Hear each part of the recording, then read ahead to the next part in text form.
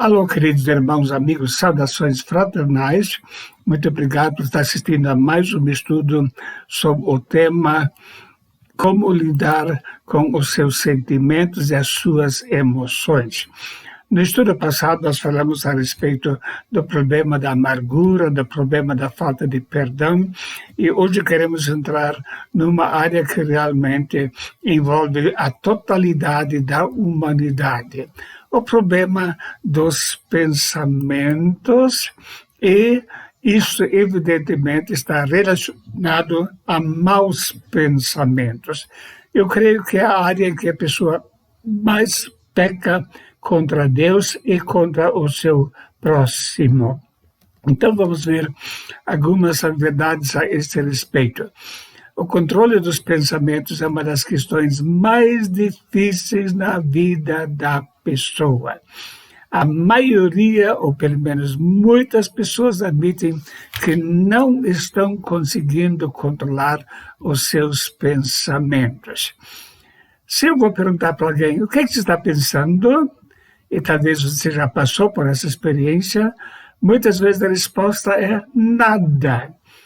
Será que não está pensando nada? Realmente esse nada não significa nada, mas quer dizer, eu não quero que você se intrometa nos meus pensamentos. A pessoa simplesmente está fazendo um passeio por um mundo onde ele não quer que o outro vai participar. Os nossos pensamentos podem ter muitas fontes diferentes. Podem ser provenientes de Deus. A Bíblia fala, por exemplo, sobre a mente de Cristo, porque quem conheceu a mente do Senhor para que possa instruí-lo, mas nós temos a mente de Cristo. 1 Coríntios, capítulo 2, verso 16. A Bíblia fala sobre pensamentos que vêm do próprio coração, do íntimo da pessoa, do coração do homem procedem os maus pensamentos, mortes, adultérios, fornicação, furtos, falsos testemunhos e blasfêmias. Mateus 15, verso 19. A Bíblia mostra que o homem bom, do bom tesouro do seu coração tira o bem, e o homem mau, do mau tesouro do seu coração tira o mal, porque da abundância do que há no coração fala a boca. Então, pela boca a pessoa vai manifestar em que realmente está pensando, o que realmente está ocupando o seu coração. Os pensamentos podem ser provocados também pelos desejos da carne. De onde vêm as guerras e pelejas entre vós?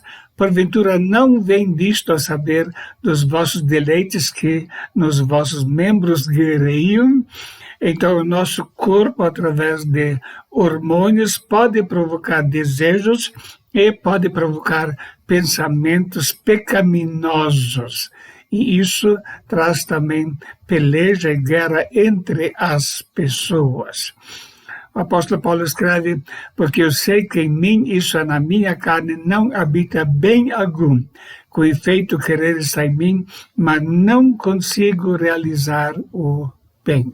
Então, na carne, realmente, não habita bem nenhum. Os pensamentos também podem ser provocados por circunstâncias ambientais. Lemos a respeito da transfiguração de Jesus. E Pedro, tomando a palavra, disse a Jesus, Senhor, bom é estarmos aqui.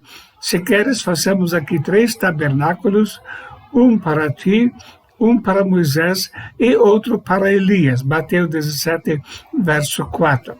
Então, Pedro foi realmente dirigido nos seus pensamentos pela visão que estava tendo de Jesus, Moisés e Elias. E isso provocou nele o desejo de permanecer nesse ambiente agradável. Pensamentos também podem ser dirigidos por manipuladores. A Bíblia fala sobre o apóstolo Paulo. Sobrevieram, porém, um judeu de Antioquia e de Icônio, e tendo convencido a multidão, apedrejaram a Paulo e o arrastaram para fora da cidade, cuidando que estava morto. Atos 14, 19. Então, pessoas convencem multidões. Mais de 80% das pessoas não têm opinião própria, vão atrás de formadores de opinião. E há pessoas especializadas em conduzir rebeliões, isso às vezes até dentro da própria igreja. A pessoa vai falando mal contra alguém de quem não gosta e acaba causando uma grande confusão na vida da pessoa. Ou o próprio diabo pode levar a pessoa a ter maus pensamentos.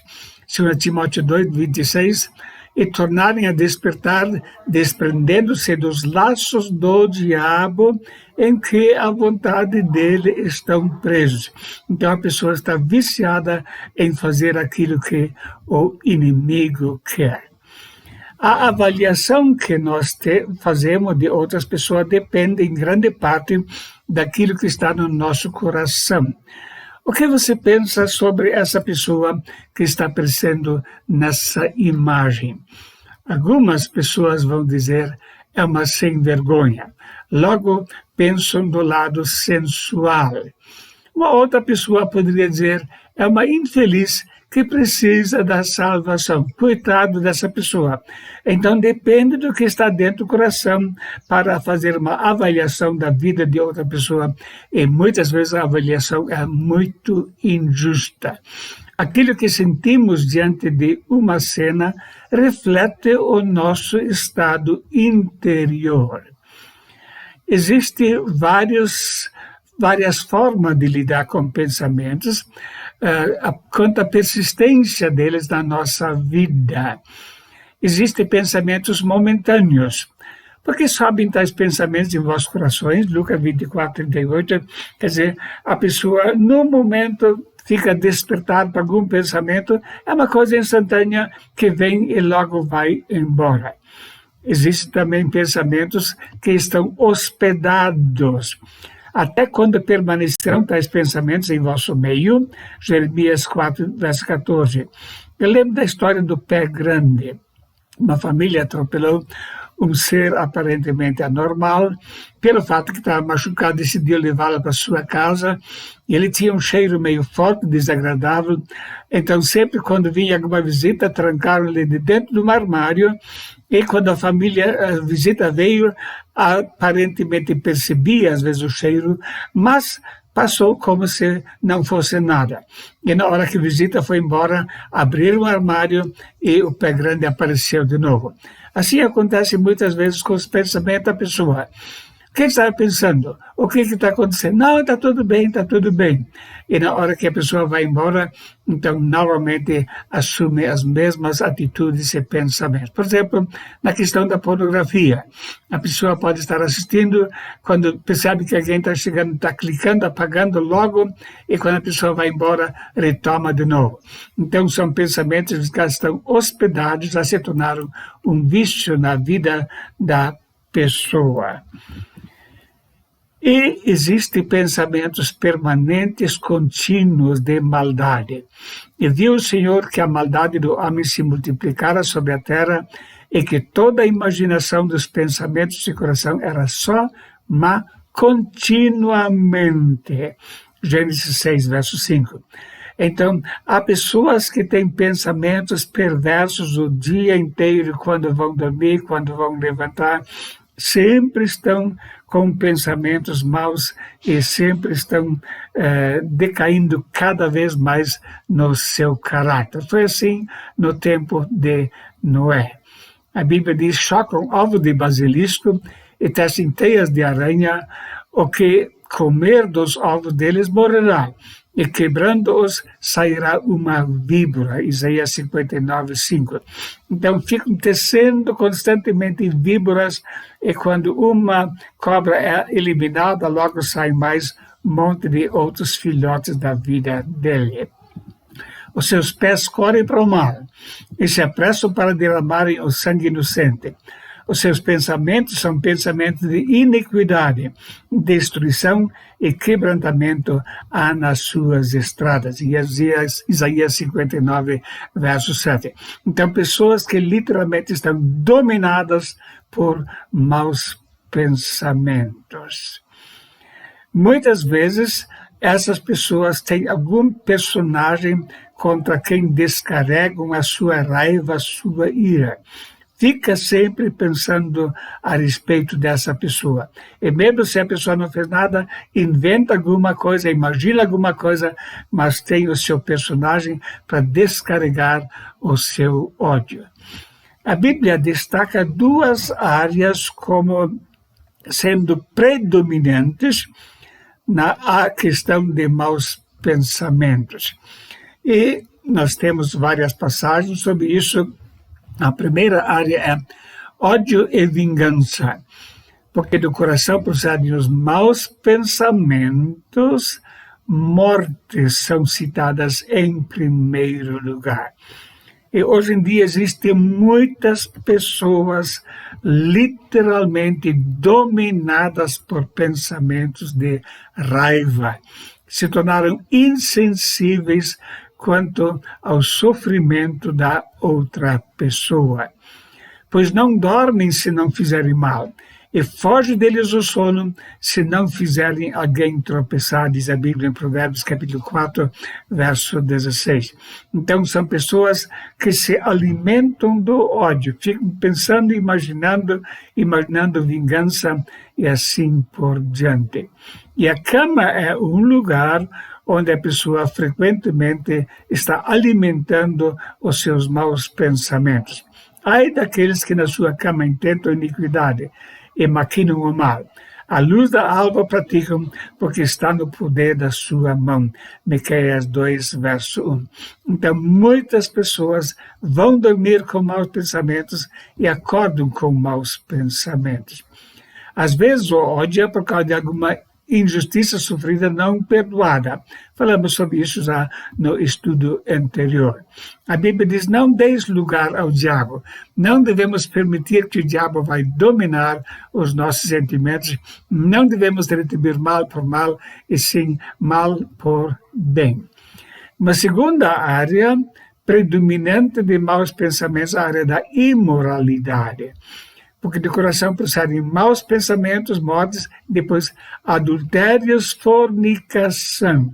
A área da imoralidade literalmente domina muitas pessoas e a internet tem facilitado muito o domínio. Muitas pessoas estão viciadas literalmente em pensamentos de imoralidade. Então, do coração procedem os maus pensamentos, adultérios e fornicação. E muitas vezes a pessoa não consegue se libertar desses maus pensamentos. Nós lemos no Salmo 101, verso 3, não porei coisa má diante dos meus olhos. Devemos evitar qualquer literatura e devemos evitar qualquer acesso à pornografia pela internet, ou maus filmes e assim por diante. A mente muitas vezes é transformada em cesto de lixo. A pessoa fica se alimentando desse lixo da violência e da imoralidade.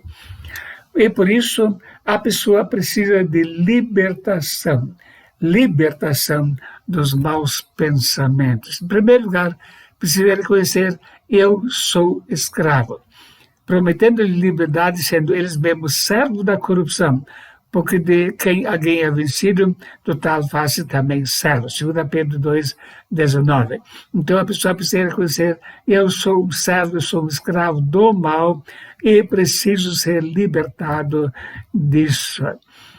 O Senhor conhece os pensamentos do homem, que são vaidade. A pessoa precisa saber, Deus sabe de tudo. Ele sabe também os nossos maus pensamentos.